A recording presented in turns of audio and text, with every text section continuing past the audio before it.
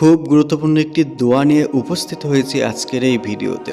দুঃখ, কষ্ট, হতাশা থেকে মুক্তির জন্য আজকের এই দোয়া। আমাদের সবার জীবনে দুঃখ, কষ্ট, হতাশা, পেরেশানি আছেই বন্ধুরা। তাই এই ভিডিওটি প্রতিটি মানুষের প্রয়োজন। মনোযোগ সহকারে দেখুন।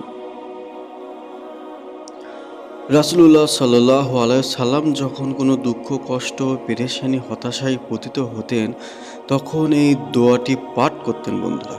আমাদের নবী যখন শিখিয়েছেন আমাদের, তাহলে আমাদেরও এই দোয়াটি অবশ্যই পাঠ করা উচিত। খুবই গুরুত্বপূর্ণ এবং পাওয়ারফুল একটি দোয়া। আল হাইয়ুম অর্থ চিরঞ্জীব এবং আল কাইয়ুম অর্থ সব কিছুর ধারক।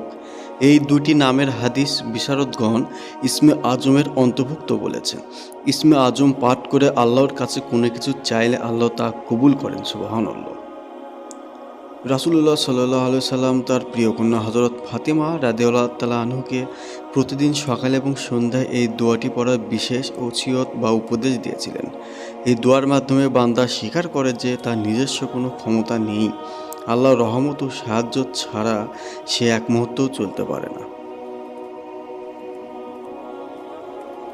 আপনি যখন দুঃখ, কষ্ট, হতাশায়, পেরেশানিতে পতিত হবেন, তখন এই আমলটি কীভাবে করবেন জেনে নিন। প্রতিদিনের আমল সকাল ও সন্ধ্যায় অন্তত একবার বা ৩ বার পাঠ করা সুন্নত। বিপদের সময় কোনো সংকট বা কঠিন পরিস্থিতিতে সংখ্যা নির্ধারণ না করে বেশি বেশি, যেমন তাসবিহ গুণে ১০০ বার বা অগণিত পাঠ করা যায়। দোয়াটি হলো ইয়া হাইয়ু ইয়া কাইয়ুম বিরহমাতিকা আস্তাগিস। আসুন আমরা বেশি বেশি এই আমলটি করার চেষ্টা করি। আল্লাহ পাক আমাদের সবাইকে বেশি বেশি এই দোয়াটি পড়ার তৌফিক দান করুন। আমিন। খুদা হাফেজ।